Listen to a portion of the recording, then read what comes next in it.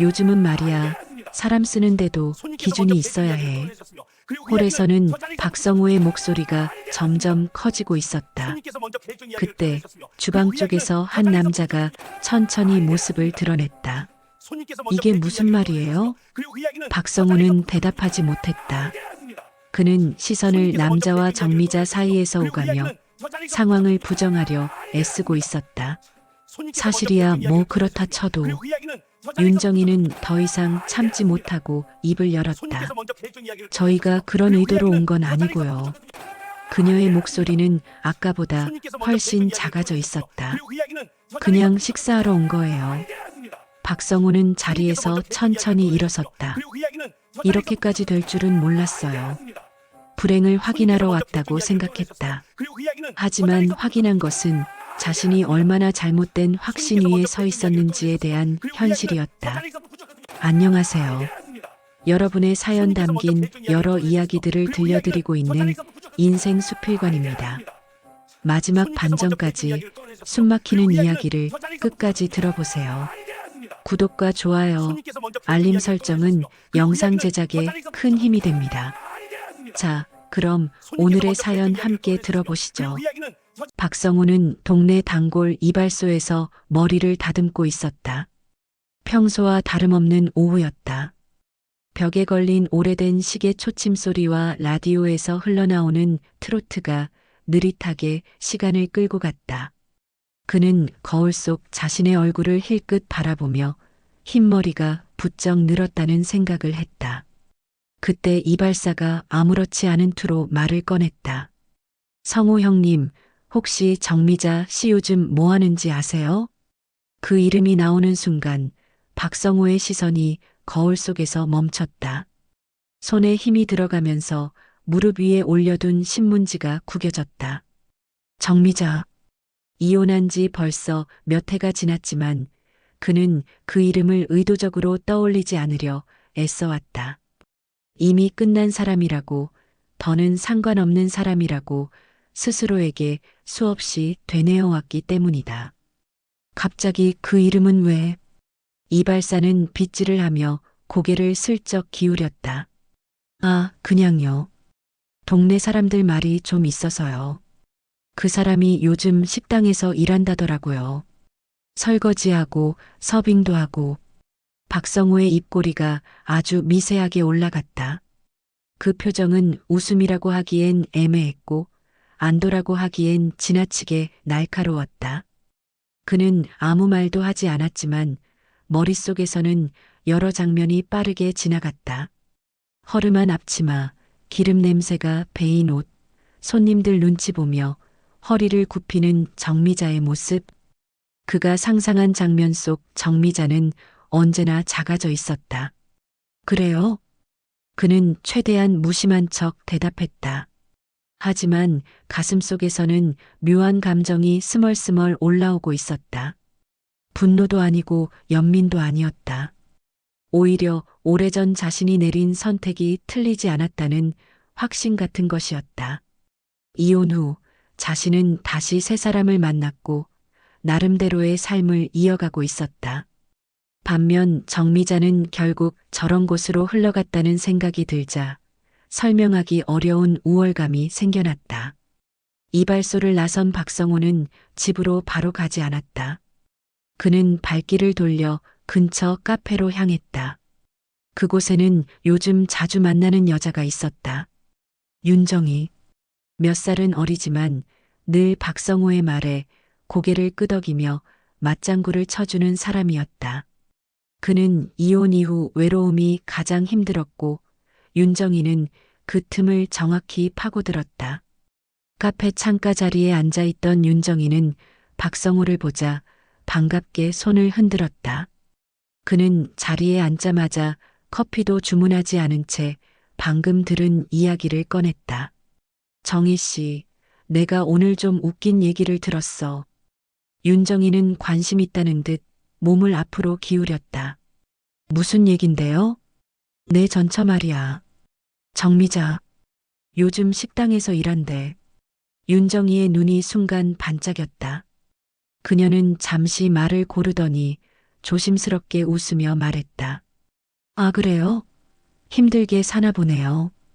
박성호는 그 말에 고개를 끄덕였지만 입가에는 미묘한 미소가 걸려 있었다. 그러게 말이야. 내가 괜히 마음이 복잡해지더라고. 윤정이는 커피잔을 손으로 돌리며 잠시 생각하더니 의미심장한 말을 던졌다. 그럼 직접 한번 가볼까요? 뭐? 아니, 그냥요. 소문이 사실인지도 궁금하고. 오빠도 괜히 신경 쓰이잖아요. 박성호는 잠시 말이 없었다. 직접 가본다. 그 말이 머릿속에서 몇 번이나 맴돌았다. 그는 처음엔 망설이는 척했지만 사실 그 제안은 그의 마음속 깊은 곳에서 이미 자라고 있던 생각이었다. 확인하고 싶었다. 정미자가 정말로 자신이 상상한 그 모습 그대로인지, 그리고 그 모습을 직접 눈으로 보고 나면 마음이 훨씬 편해질 것 같았다. 그래, 뭐, 그럴 수도 있겠네. 그는 그렇게 말했지만 속으로는 이미 결정을 내리고 있었다. 며칠 뒤 박성호는 일부러 주말 저녁을 골랐다. 사람들이 가장 많이 몰리는 시간대였다.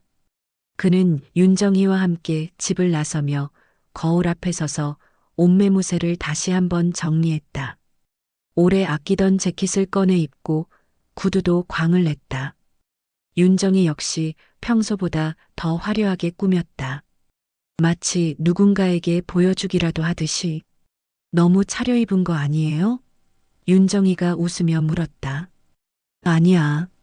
괜히 초라해 보일 필요는 없잖아. 그의 말에는 분명한 의도가 담겨 있었다. 그는 오늘 이 자리가 단순한 식사가 아니라는 걸 알고 있었다. 비교의 자리였다. 확인의 자리였고 마음속 저울을 기울이기 위한 자리였다. 식당 앞에 도착했을 때 박성호는 잠시 발걸음을 멈췄다. 생각보다 간판이 깔끔했고 안에서는 사람들이 북적였다. 유리문 너머로 보이는 내부는 밝았고 분위기는 정갈했다. 그가 머릿속으로 그려왔던 허름한 동네 식당과는 달랐다. 사람 많네. 윤정이가 말했다. 그러게. 박성호는 순간 설명할 수 없는 불편함을 느꼈다. 하지만 이미 여기까지 온 이상 물러설 수는 없었다. 그는 문을 열고 안으로 들어갔다. 종소리가 울리며 손님들의 웅성거림이 한꺼번에 귀로 밀려왔다. 고기 굽는 냄새와 국물 냄새가 섞여 식당 안을 가득 채우고 있었다. 자리를 안내받고 앉은 박성호는 자연스럽게 홀을 둘러보았다. 직원들이 분주히 움직이고 있었고 대부분 젊은 사람들이었다.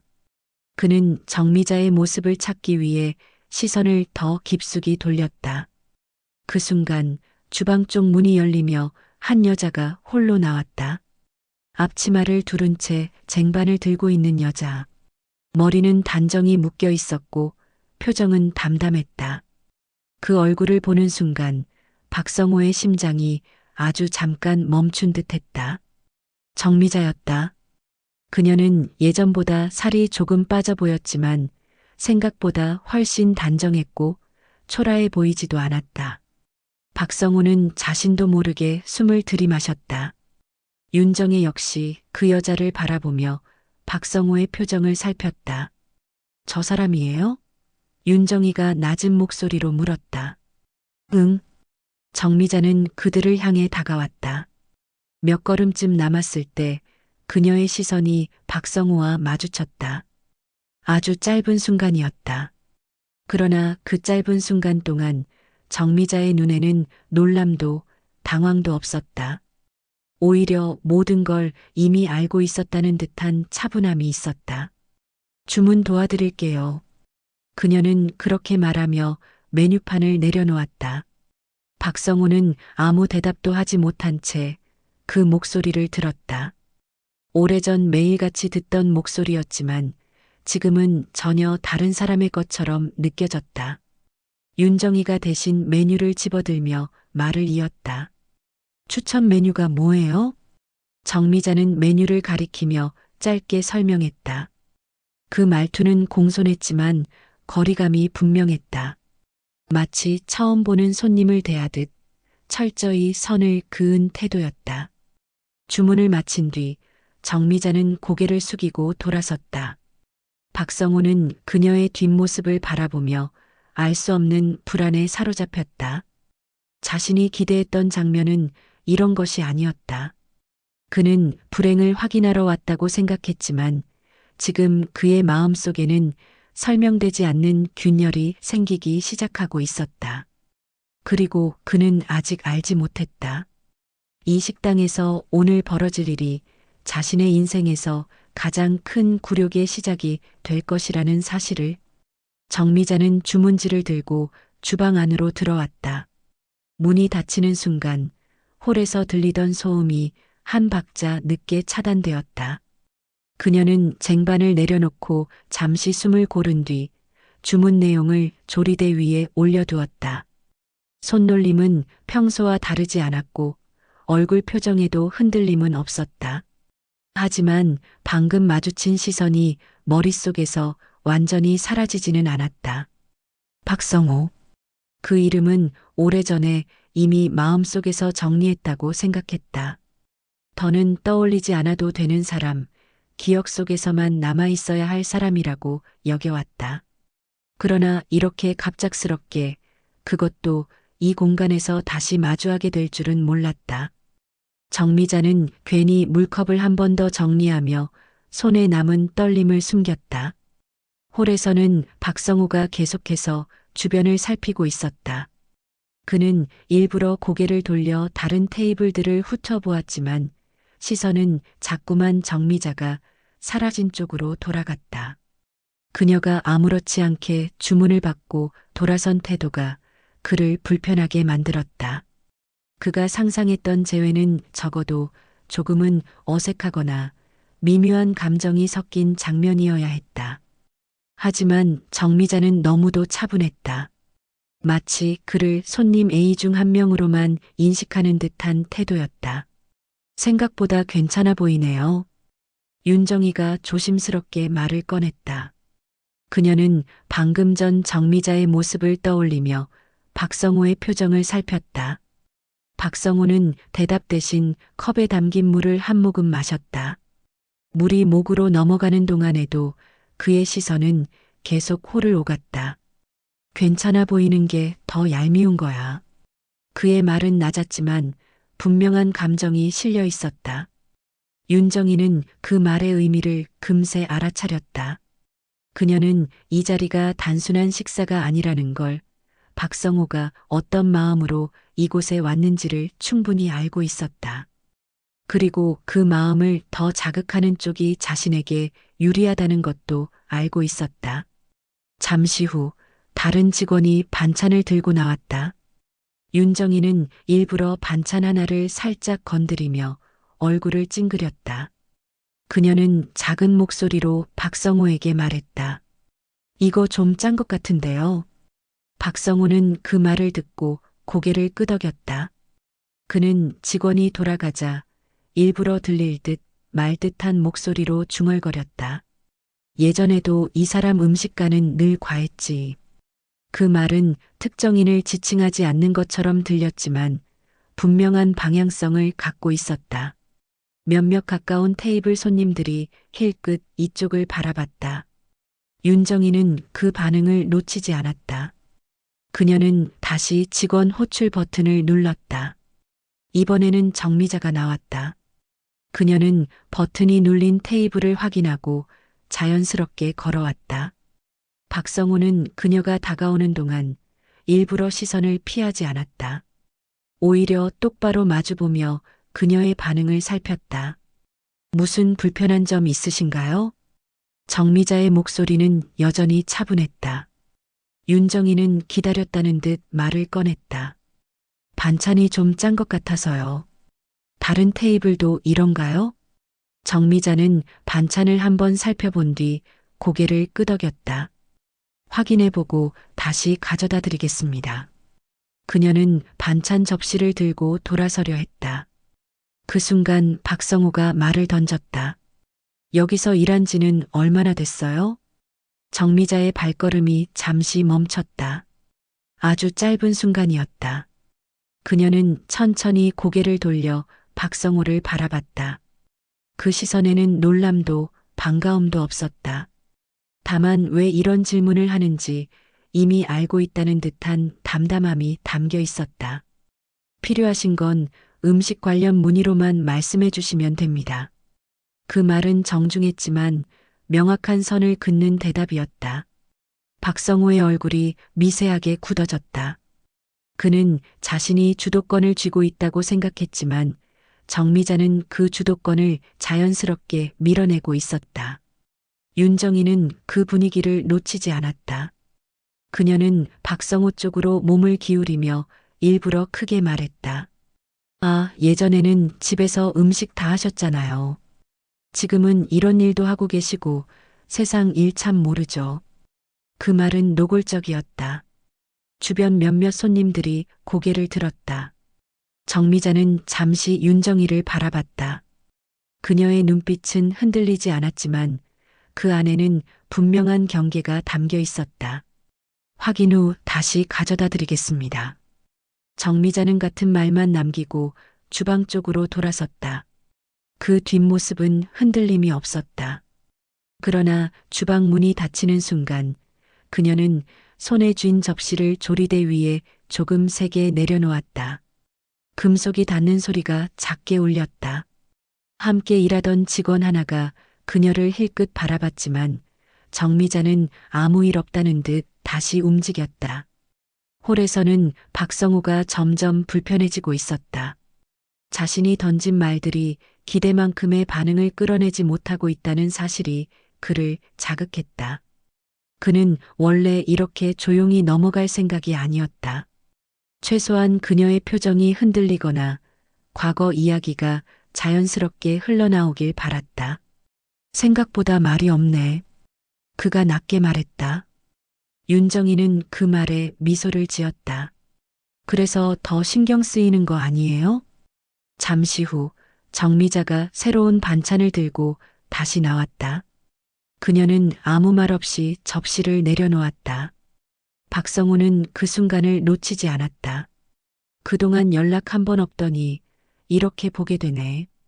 정미자는 그제야 잠시 말을 멈췄다.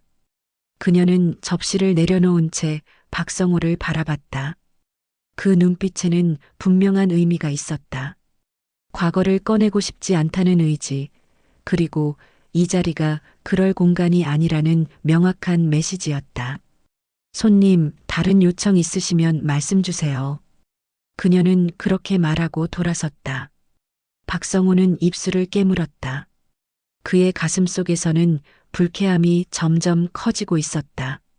자신이 불행을 확인하러 왔다는 사실이 점점 흐려지고 있었다. 오히려 이곳에서는 자신이 더 작아지는 기분이 들기 시작했다. 주변 테이블에서는 미묘한 기류가 감돌고 있었다. 일부 손님들은 이 테이블을 힐끔거리며 상황을 파악하려 했고 직원들 역시 눈치를 보고 있었다. 식당의 공기는 점점 팽팽해졌다. 아직 큰 소리가 오간 것은 아니었지만 곧 무언가 터질 것 같은 기색이 분명히 느껴졌다. 정미자는 주방 안에서 잠시 멈춰섰다. 그녀는 깊게 숨을 들이마셨다. 오늘 하루도 평소처럼 흘러갈 줄 알았다. 하지만 박성호가 나타난 순간부터 이 공간의 시간은 다른 방향으로 흐르기 시작했다. 그리고 그녀는 알고 있었다.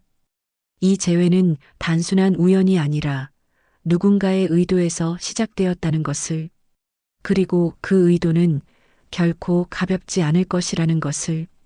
정미자가 주방으로 돌아간 뒤에도 박성호의 시선은 좀처럼 식탁에서 벗어나지 않았다. 그는 젓가락을 들었다 놓기를 반복하며 음식에 거의 손을 대지 않았다. 불쾌함은 시간이 지날수록 줄어들기는커녕 점점 다른 형태로 바뀌고 있었다.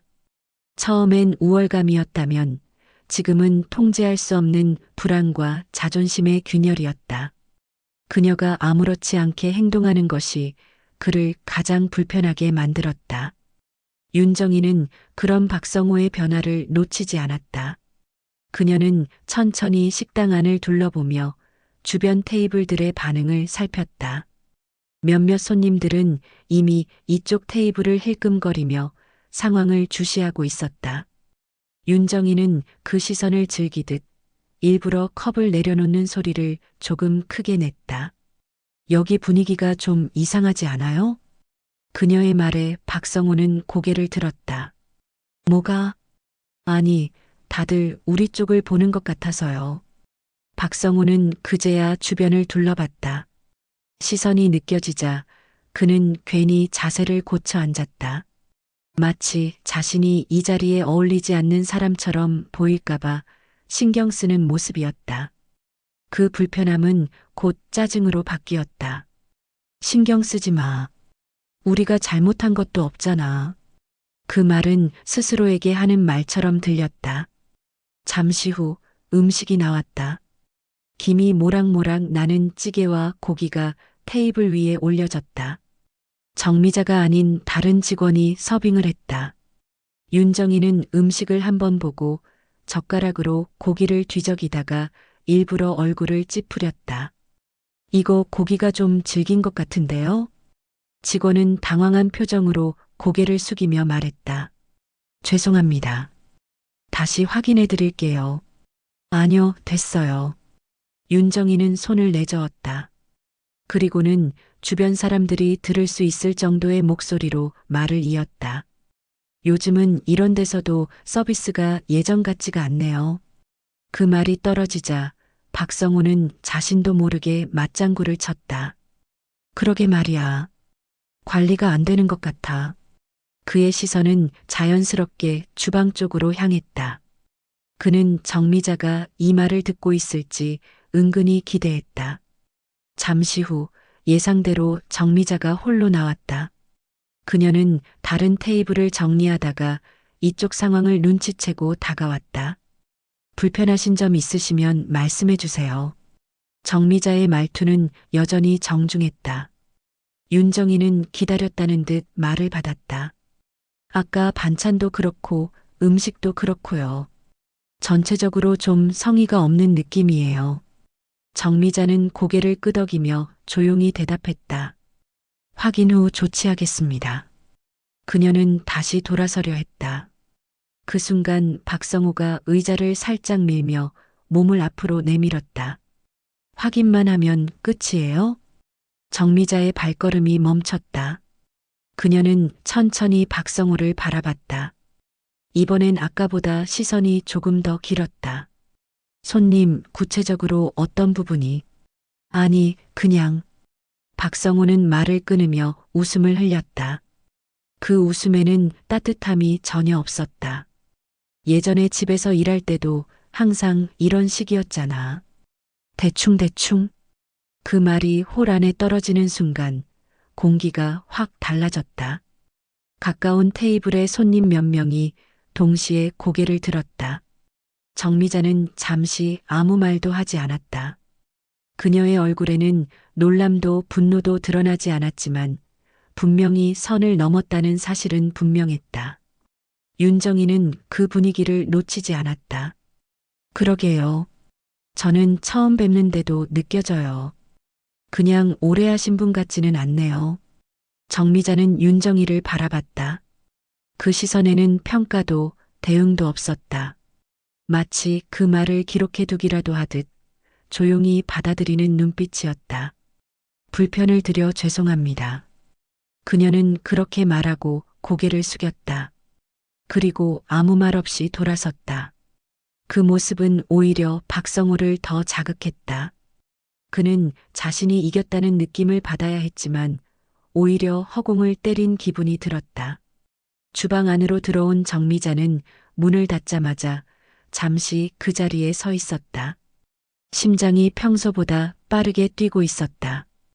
그녀는 손을 꽉 쥐었다 풀었다를 반복하며 호흡을 가다듬었다. 함께 일하던 직원이 조심스럽게 말을 걸었다. 괜찮으세요? 정미자는 고개를 끄덕였다. 괜찮아. 하지만 그 말은 자신에게 하는 말에 더 가까웠다. 홀에서는 박성호의 목소리가 점점 커지고 있었다. 그는 이미 주변의 시선을 의식하지 못하고 있었다. 그의 자존심은 상처 입은 상태였고 그 상처를 덮기 위해 더 큰 소리를 필요로 했다. 요즘은 말이야, 사람 쓰는데도 기준이 있어야 해. 그의 말에 윤정이는 고개를 끄덕이며 덧붙였다. 맞아요. 손님 입장에서는 이런 것도 다 보이거든요. 몇몇 손님들이 불편한 표정으로 자리를 고쳐 앉았다.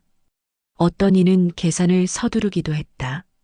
식당 안의 분위기는 더 이상 평범한 저녁 식사 시간이 아니었다. 긴장과 불편함이 테이블 사이를 채우고 있었다. 그때 주방 쪽에서 한 남자가 천천히 모습을 드러냈다. 단정한 복장을 한 중년 남자였다. 그는 홀을 둘러보며 상황을 빠르게 파악했다. 직원들이 그를 보자 자연스럽게 길을 열어주었다. 박성호는 그 남자를 힐끗 보며 속으로 생각했다. 이제야 관리자라도 나오나 보군. 그는 아직 몰랐다. 방금 자신이 던진 말들이 이 식당에서 가장 위험한 사람 앞에서 이루어졌다는 사실을. 그리고 이 순간이 단순한 재회가 아니라 공개적인 심판으로 넘어가는 문턱이라는 것도. 홀 안으로 나온 중년 남자는 천천히 걸음을 옮겼다. 그의 움직임에는 서두름이 없었고 주변을 압도하는 조용한 기운이 있었다. 직원들은 자연스럽게 그의 동선을 비워주었고 몇몇은 그를 보자 고개를 숙였다. 그는 잠깐 홀 전체를 둘러보며 분위기를 가늠했다. 소음은 줄어들었고 식당 안의 공기는 이전보다 무겁게 가라앉아 있었다. 박성호는 그 남자를 힐끗 보며 의자에 등을 기댔다. 그는 이 상황이 이제 자신에게 유리하게 흘러갈 거라 생각했다. 불만을 제기한 손님, 서비스 문제, 관리 부실. 지금까지의 흐름만 보면 이 남자는 당연히 자신의 편에 서야 했다. 무슨 일입니까? 남자의 목소리는 크지 않았지만 홀 안에서는 또렷이 들렸다. 직원 하나가 급히 다가와 상황을 간단히 설명했다. 박성호와 윤정의 쪽을 힐끔거리며 말을 아끼는 태도였다. 남자는 고개를 끄덕이며 이야기를 들었다. 손님이 불편하신 점이 있으셨다고요. 그가 박성호를 바라보며 말했다. 박성호는 그 시선을 기다렸다는 듯 몸을 앞으로 내밀었다. 네. 여러 가지로요. 반찬도 그렇고 응대도 그렇고 솔직히 말해서 잠시만요. 남자는 박성호의 말을 끊었다. 그의 시선이 박성호를 스쳐 지나 홀 한쪽에 서 있는 정미자에게 향했다. 정미자는 조용히 그 자리에 서 있었다. 앞치마를 두른 채 손은 가지런히 모은 상태였다. 그녀는 이 상황이 어떻게 흘러갈지 이미 짐작하고 있는 듯 보였다. 남자는 정미자 쪽으로 몇 걸음 다가갔다. 그 행동 하나만으로도 홀 안의 시선이 모두 그들에게 쏠렸다. 박성호는 미간을 찌푸렸다. 분명 자신이 불만을 제기한 손님인데 왜 저 여자를 먼저 보는지 이해할 수 없었다. 오늘 근무 중이셨죠? 남자가 정미자에게 물었다. 네. 정미자의 대답은 짧았다. 불편을 드린 부분이 있습니까? 정미자는 잠시 생각하는 듯 했지만 곧 고개를 저었다. 규정대로 응대했습니다. 그 말에는 변명도 방어도 없었다. 사실만을 말하는 태도였다. 남자는 그 말을 듣고 고개를 끄덕였다. 그리고는 갑자기 정미자에게 허리를 숙였다. 수고 많으셨습니다. 그 순간 홀 안이 완전히 조용해졌다. 접시 부딪히는 소리도 숟가락 내려놓는 소리도 들리지 않았다. 박성호의 눈이 커졌다. 윤정이는 무의식적으로 박성호의 팔을 붙잡았다. 잠깐만요. 박성호가 참지 못하고 말을 꺼냈다. 지금 이게 무슨 상황입니까? 남자는 천천히 박성호 쪽으로 돌아섰다. 그의 표정은 여전히 차분했다. 손님 말씀도 듣고 있습니다. 아니, 듣고 계신 게 맞아요? 저는 불만을 제기했는데 왜 저 사람한테 고개를 숙이시는 겁니까? 박성호의 목소리는 점점 높아졌다. 주변 손님들 중 몇 명은 노골적으로 이 상황을 지켜보고 있었다. 누군가는 휴대전화를 만지작거리며 녹화라도 할 기세였다. 남자는 박성호를 똑바로 바라봤다. 이 식당에서는 상황을 정확히 아는 사람이 먼저 존중받습니다.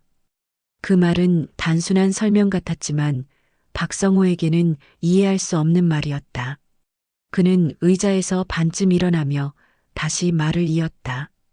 아니, 손님이 우선인 거 아닙니까?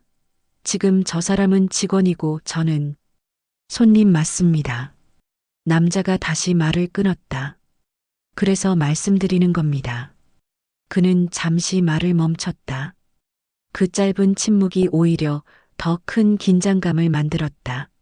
하지만 이 식당의 운영과 기준에 대해서는 저희가 더 잘 알고 있습니다. 윤정이는 불안한 눈빛으로 박성호를 바라봤다.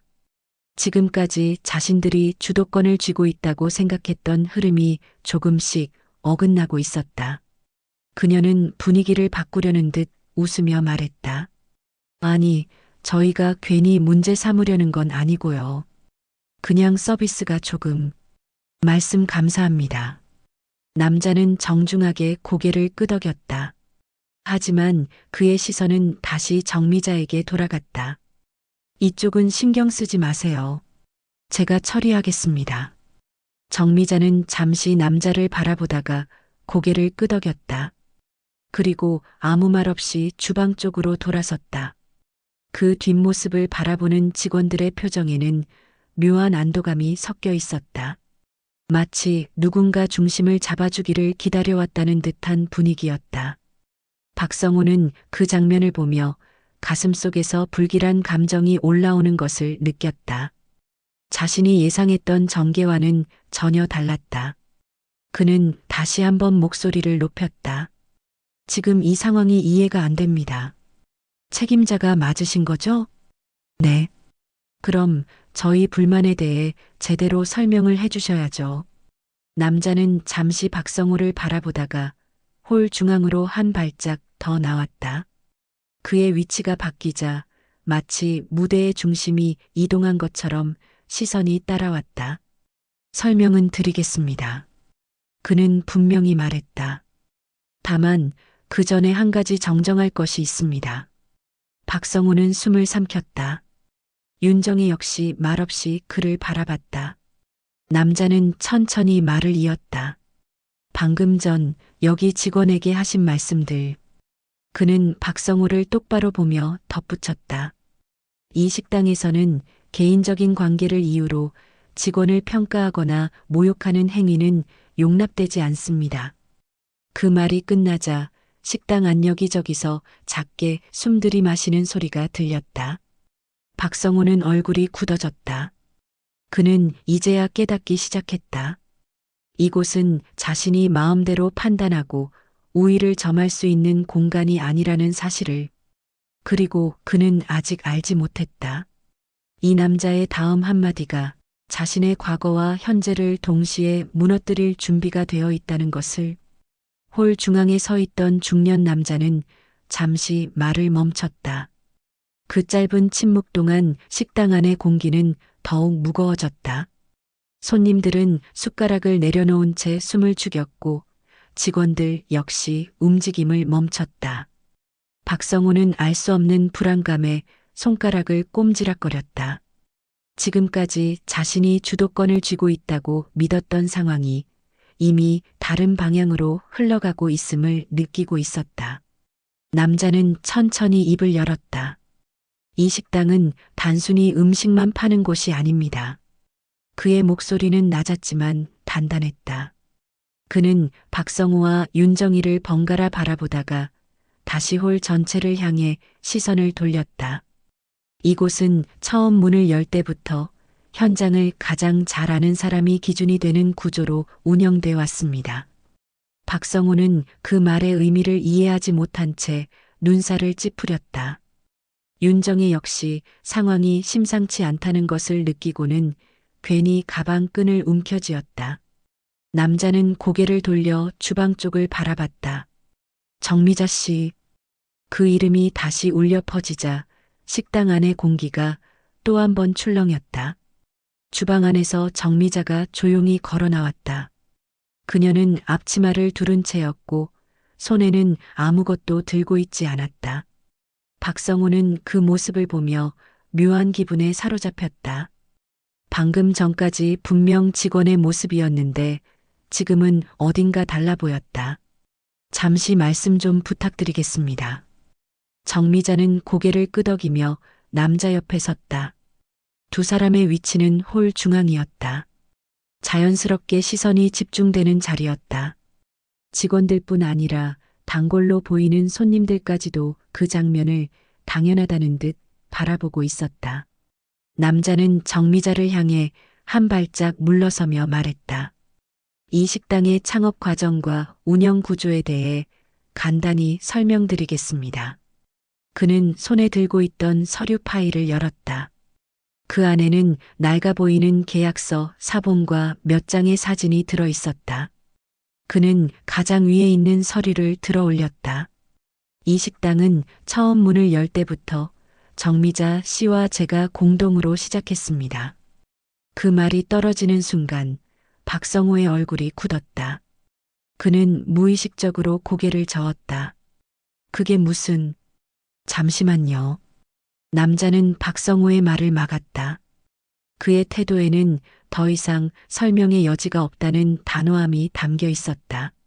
정미자 씨는 자금 일부를 직접 부담했고 무엇보다 메뉴 구성과 운영 시스템, 직원 교육 전반을 책임졌습니다. 그는 서류를 한 장 넘겼다. 초기에는 외부에 드러나는 역할을 맡지 않았습니다. 본인이 원했기 때문입니다. 정미자는 그 말을 듣고도 아무런 표정 변화가 없었다.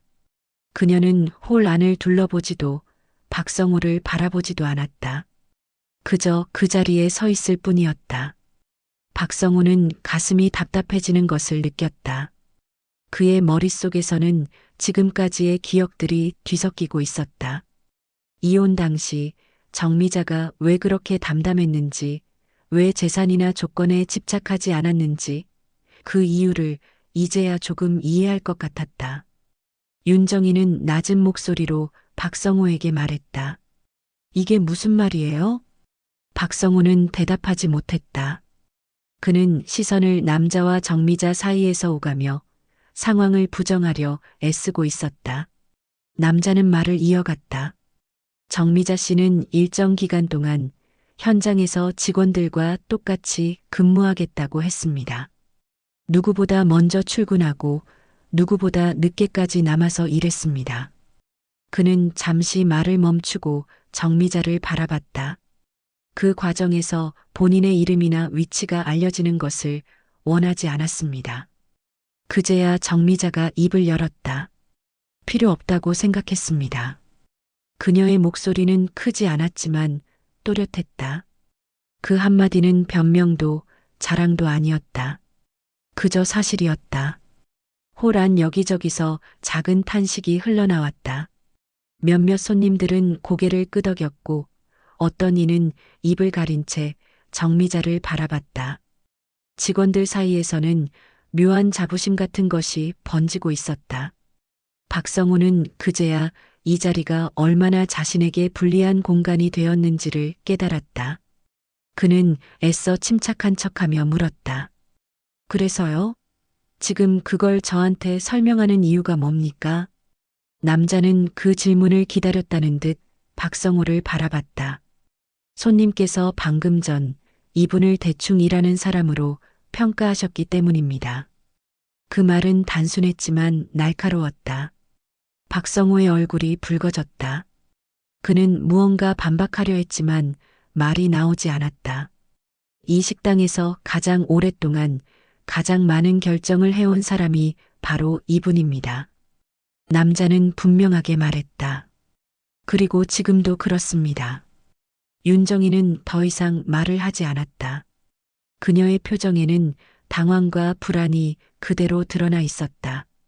그녀는 이 자리가 단순한 식당 방문이 아니라 완전히 다른 성격의 공간이 되었음을 깨닫고 있었다.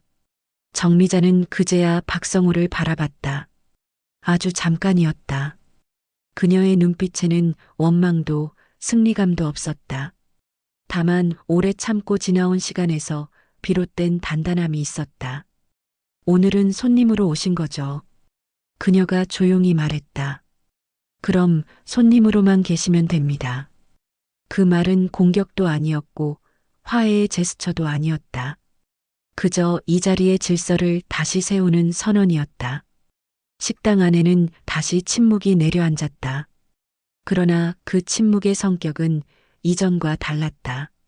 이제 이 공간에서 누가 중심인지, 누가 판단받고 있는지가 명확해졌기 때문이다. 박성호는 의자에 등을 기댄 채 아무 말도 하지 못했다. 그가 불행을 확인하러 왔다는 사실은 완전히 뒤집혔다. 지금 이곳에서 불행한 사람은 점점 자신이 되어가고 있었다. 그리고 그는 직감했다. 이 이야기는 아직 끝나지 않았다는 것을, 오히려 이제부터가 진짜 시작이라는 것을. 정미자의 말이 끝난 뒤 홀 안에는 더 깊은 침묵이 내려앉았다. 방금 전까지 숟가락 소리와 사람들의 대화로 채워져 있던 공간이 마치 숨을 참고 있는 것처럼 조용해졌다. 박성호는 그 침묵이 자신을 향하고 있다는 사실을 분명히 느끼고 있었다. 이제 더 이상 이곳에서 그는 손님도 구경꾼도 아니었다. 모두의 시선이 그를 평가하고 있었다. 그는 자리에서 일어나려다 다시 앉았다. 다리에 힘이 들어가지 않았다. 괜히 물컵을 집어들었지만 손이 떨려 물을 마시지 못했다. 컵을 내려놓는 소리가 필요 이상으로 크게 울렸다. 그 소리에 몇몇 손님들이 동시에 고개를 들었다. 윤정이는 그런 박성호의 모습을 옆에서 지켜보며 점점 불안해졌다. 그녀는 지금 이 자리가 자신이 감당할 수 있는 범위를 넘어섰다는 것을 직감하고 있었다. 그녀는 괜히 머리카락을 만지작거리며 주변을 살폈다. 처음 이 식당에 들어올 때만 해도 자신은 당당했고 이 상황을 즐길 수 있을 거라 생각했다. 그러나 지금은 달랐다. 이 자리는 이미 누군가의 불행을 구경하는 곳이 아니었다. 박성호는 결국 입을 열었다. 이렇게까지 할 필요는 없지 않습니까? 그의 목소리는 힘이 없었다. 스스로도 그 말을 왜 하는지 명확히 알지 못하는 듯했다. 그는 누군가가 자신을 말려주길, 이 상황을 정리해주길 바라는 눈빛으로 홀을 둘러봤다. 그러나 아무도 나서지 않았다. 중년 남자는 박성호를 바라보며 한 발짝 앞으로 나왔다. 저희는 사실만 말씀드렸습니다. 사실이야 뭐 그렇다 쳐도. 박성호는 말을 이어가려다 멈췄다. 그는 더 이상 무엇을 붙잡아야 할지 알 수 없었다. 정미자가 이 식당의 중심이라는 사실이 공개된 순간부터 그의 말은 설 자리를 잃어가고 있었다. 손님께서 먼저 개인적인 이야기를 꺼내셨습니다. 남자의 말은 차분했지만 분명했다. 그리고 그 이야기는 이 자리에서는 부적절했습니다. 그 말이 끝나자 가까운 테이블에서 누군가 작게 한숨을 쉬었다. 또 다른 손님은 고개를 끄덕였다. 박성호는 그 반응들이 자신을 향한 판단이라는 것을 느꼈다. 그는 갑자기 얼굴이 화끈거리는 것을 느꼈다. 이 식당에서 가장 초라한 사람은 이제 자신이었다. 윤정이는 더 이상 참지 못하고 입을 열었다. 저희가 그런 의도로 온 건 아니고요. 그녀의 목소리는 아까보다 훨씬 작아져 있었다. 그냥 식사하러 온 거예요. 정미자는 그 말을 듣고도 아무 반응을 보이지 않았다. 그녀는 여전히 홀 한쪽에 서 있었고 직원들과 손님들 사이의 미묘한 균형을 지켜보고 있었다. 그녀의 침묵은 윤정희에게 더 큰 압박으로 다가왔다. 변명조차 받아주지 않는 태도였다. 박성호는 자리에서 천천히 일어섰다. 그는 더 이상 이 자리에 앉아 있을 수 없다고 느꼈다. 그러나 일어나서도 갈 곳이 마땅치 않았다. 계산대 쪽으로 가려다 멈췄고 다시 자리에 서서 숨을 골랐다. 오늘 일은 여기까지 하죠. 그는 그렇게 말했지만 그 말에는 마무리에 힘이 없었다. 그저 도망치고 싶은 마음이 묻어 있었다. 남자는 고개를 끄덕였다. 계산은 직원이 도와드리겠습니다. 그 말은 배려처럼 들렸지만 박성호에게는 마지막 확인처럼 느껴졌다. 이 식당에서 그는 더 이상 주도권을 쥔 사람이 아니라는 사실을 다시 한번 상기시키는 말이었다. 계산을 기다리는 동안 박성호는 홀 안을 둘러봤다. 아까까지는 보이지 않던 것들이 눈에 들어왔다. 직원들이 정미자를 바라보는 존중의 눈빛, 단골 손님들이 보내는 조용한 지지, 그리고 자신을 향한 냉정한 시선들.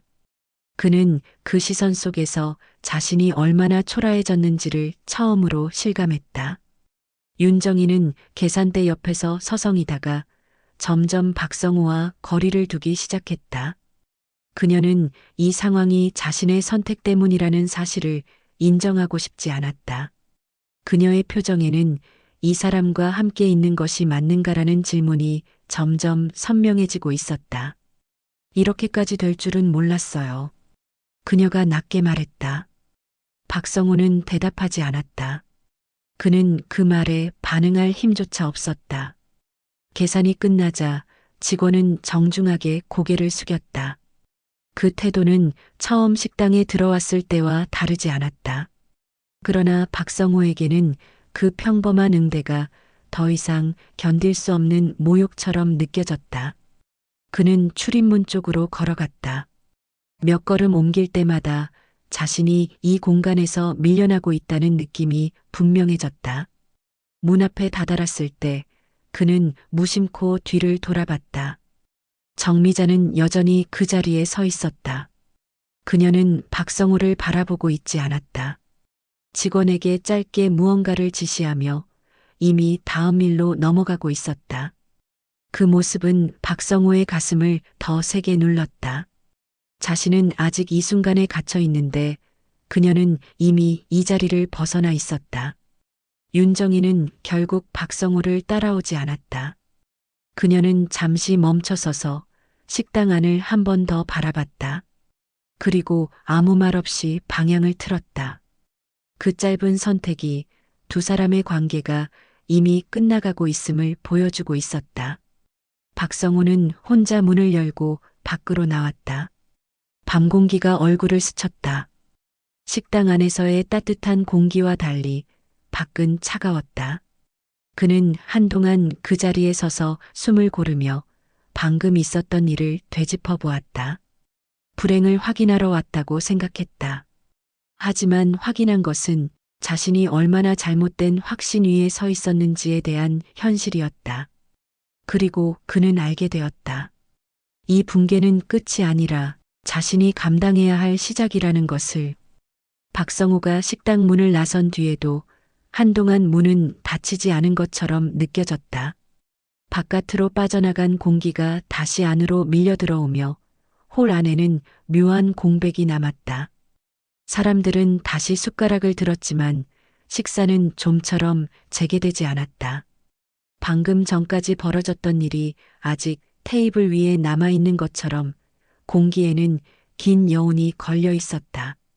중년 남자는 조용히 홀을 한 번 더 둘러봤다. 그는 직원들을 향해 고개를 끄덕이며 짧게 손짓했다. 그제야 직원들이 천천히 움직이기 시작했다. 깨진 흐름을 다시 일상으로 돌려놓기 위한 익숙하지만 조심스러운 동작들이 이어졌다. 정미자는 주방 쪽으로 돌아갔다. 문을 닫자마자 그녀는 한동안 그 자리에 서 있었다.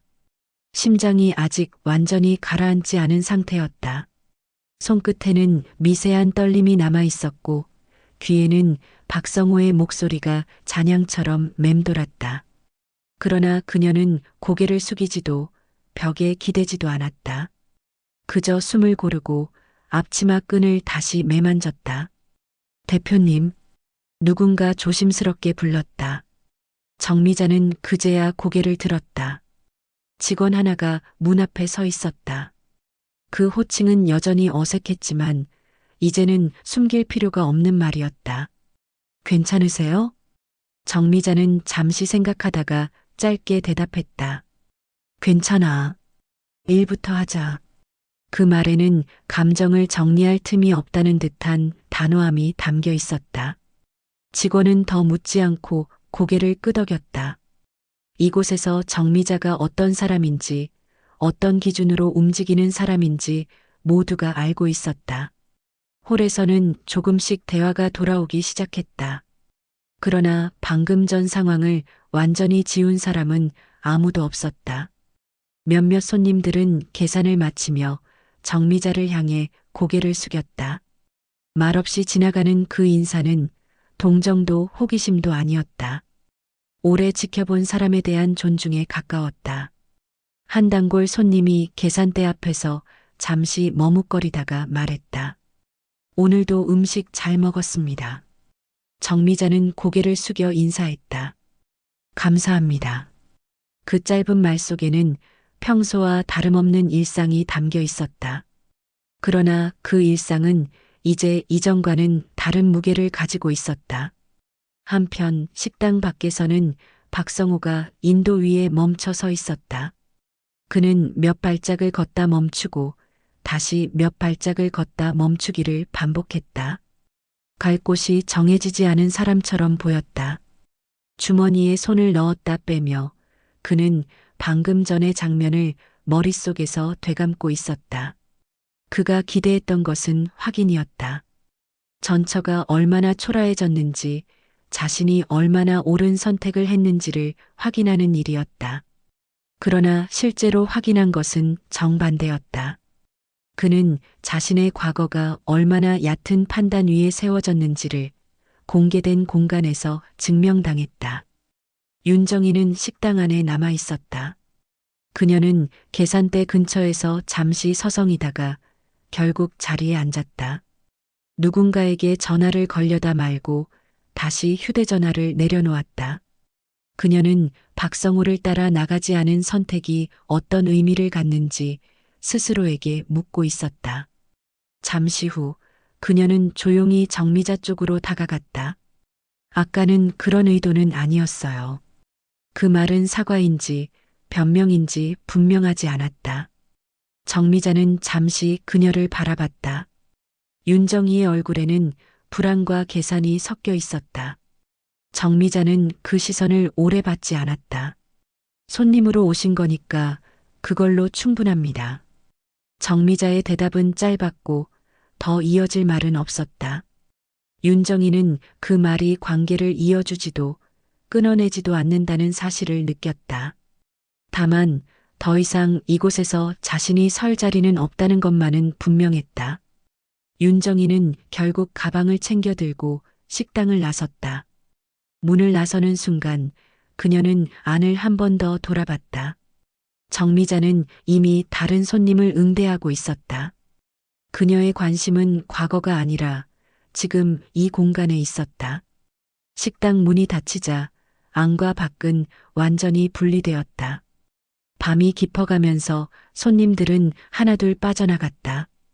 테이블이 정리되고 불이 조금씩 줄어들었다. 직원들은 하루의 마지막 정리를 하며 조용히 움직였다. 누군가는 오늘 있었던 일을 이야기하려다 말고 괜히 웃으며 화제를 돌렸다. 이곳에서는 누구도 불필요한 감정을 길게 끌지 않았다. 정미자는 마지막으로 홀을 한 번 더 둘러봤다. 테이블 위에는 아무것도 남아있지 않았다. 그러나 그녀는 알고 있었다. 오늘 이 공간에 남은 것은 접시 자국이나 소음이 아니라 질서가 다시 세워졌다는 사실이라는 것을. 밖에서는 박성호가 여전히 혼자 서 있었다. 그는 주머니에서 휴대전화를 꺼내다 다시 넣었다. 전화할 사람이 없다는 사실이 그제야 실감났다. 그는 식당 간판을 한번 올려다봤다가 고개를 숙였다. 그날 밤 식당 안에서는 일상이 계속되었고 식당 밖에서는 한 사람이 과거에 남겨졌다. 그리고 그 차이가 말없이 모든 것을 설명하고 있었다. 식당의 문이 닫힌 뒤에도 정미자는 바로 불을 끄지 않았다. 하루가 끝났다는 사실을 확인하듯 그녀는 홀 안을 천천히 걸었다. 낮에는 수십 번도 더 오가던 동선이었지만 지금은 발걸음 하나하나가 또렷하게 느껴졌다. 의자 다리가 바닥에 닿는 소리, 테이블 위를 닦아낸 뒤 남은 물기의 냄새, 아직 완전히 식지 않은 공기까지 모두 하루의 끝을 말해주고 있었다. 직원들은 이미 퇴근한 상태였다. 홀에는 정미자 혼자뿐이었다. 그녀는 계산대 위에 놓인 매출 정산표를 다시 한번 확인했다. 숫자는 정확했고 오차도 없었다. 늘 그렇듯 오늘도 매출은 나쁘지 않았다. 그녀는 서류를 파일에 끼워 넣고 서랍을 잠갔다. 자물쇠가 닫히는 소리가 밤 공기 속에서 유난히 크게 울렸다. 정미자는 잠시 계산대에 기대 서 있었다. 오늘 하루를 떠올리려 하면 자연스럽게 한 사람의 얼굴이 떠올랐다. 그러나 그녀는 그 얼굴을 오래 붙잡지 않았다. 이미 마음속에서 충분히 지나온 사람이었기 때문이다. 오늘 있었던 일은 과거의 연장이 아니라 과거가 완전히 끝났음을 확인하는 절차에 가까웠다. 이제 정말 끝이구나. 그녀는 거의 들리지 않을 정도로 낮게 말했다. 누구에게 하는 말도 아니었다. 그저 혼잣말이었다. 정미자는 홀 중앙으로 나와 조명을 하나씩 끄기 시작했다. 불이 꺼질 때마다 공간은 조금씩 작아졌고 남아있는 빛은 더욱 선명해졌다. 마지막 조명을 끄기 전 그녀는 잠시 멈춰서서 홀을 둘러봤다. 낮에는 손님들로 가득 차 있던 자리, 웃음과 불만과 일상이 뒤섞이던 공간이 지금은 아무 말도 하지 않고 그녀를 바라보고 있었다. 앞치마를 벗어 의자 위에 걸어두며 그녀는 그 천의 무게를 잠시 느꼈다. 이 앞치마는 단순한 근무복이 아니었다. 자신이 어떤 선택을 했는지, 어떤 방식으로 여기까지 왔는지를 증명하는 물건이었다. 그녀는 그것을 가지런히 접어두었다. 문을 나서기 전 정미자는 식당 유리문에 비친 자신의 모습을 바라봤다. 생각보다 늙어 보이지도 초라해 보이지도 않았다. 다만 오래 살아온 사람의 얼굴이 있을 뿐이었다. 그녀는 그 얼굴이 마음에 들었다.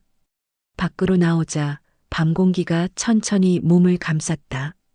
도로에는 차량이 거의 없었고 간판 불빛만이 일정한 간격으로 깜빡이고 있었다. 정미자는 문을 잠그고 열쇠를 주머니에 넣었다. 간판 불을 끄기 전 그녀는 다시 한번 식당 이름을 올려다봤다. 그 이름은 누군가에게는 그냥 식당 이름이었지만 그녀에게는 지난 몇 년의 시간이 고스란히 담긴 증거였다. 그 시각 박성호의 집은 여전히 불이 켜져 있었다. 그는 소파에 앉은 채 텔레비전 화면만 멍하니 바라보고 있었다. 화면 속에서는 뉴스가 흘러가고 있었지만 그의 귀에는 거의 들어오지 않았다. 그는 몇 번이나 리모컨을 집어들었다가 내려놓았다. 무엇을 보고 싶은지도 무엇을 피하고 싶은지도 알 수 없었다. 그는 결국 텔레비전을 껐다. 갑작스러운 정적이 거실을 가득 채웠다. 그 정적은 식당에서 느꼈던 침묵과는 전혀 다른 것이었다. 그곳의 침묵이 질서와 판단의 결과였다면 이곳의 침묵은 아무것도 남지 않은 상태였다. 박성호는 주방으로 가 물을 한 컵 따라 마셨다. 물은 목을 타고 내려갔지만 속은 여전히 답답했다. 그는 식탁에 놓인 의자를 하나 끌어당겨 앉았다. 그 자리는 예전에 정미자가 늘 앉던 자리였다. 그는 그 사실을 이제야 떠올렸다. 그땐 왜 몰랐을까? 그가 낮게 중얼거렸다. 하지만 그 말에는 분노도 억울함도 없었다. 다만 늦어버린 깨달음만이 남아 있었다. 윤정이는 그날 밤 다른 공간에 있었다. 밝은 조명이 켜진 카페에서 지인과 마주 앉아 웃고 있었지만 웃음은 오래가지 않았다. 대화 중간중간 그녀의 시선은 자꾸 휴대전화로 향했다. 그러나 그녀는 끝내 박성호에게 연락하지 않았다. 오늘의 일은 그녀에게도 하나의 기준이 되었기 때문이다. 그녀는 더 이상 설명이 필요 없는 선택을 이미 해버린 상태였다. 밤이 깊어갈수록 세 사람의 시간은 각기 다른 방향으로 흘러가고 있었다. 정미자는 집으로 돌아와 불을 켰다. 신발을 벗고 가방을 내려놓고 조용히 창문을 열었다.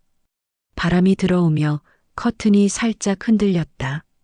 그녀는 그 바람을 한동안 느끼며 서 있었다. 오늘 하루가 완전히 끝났다는 실감이 그제야 천천히 밀려왔다. 그녀는 거울 앞에 섰다. 화장을 지우지 않은 얼굴, 피곤하지만 단단해 보이는 눈빛.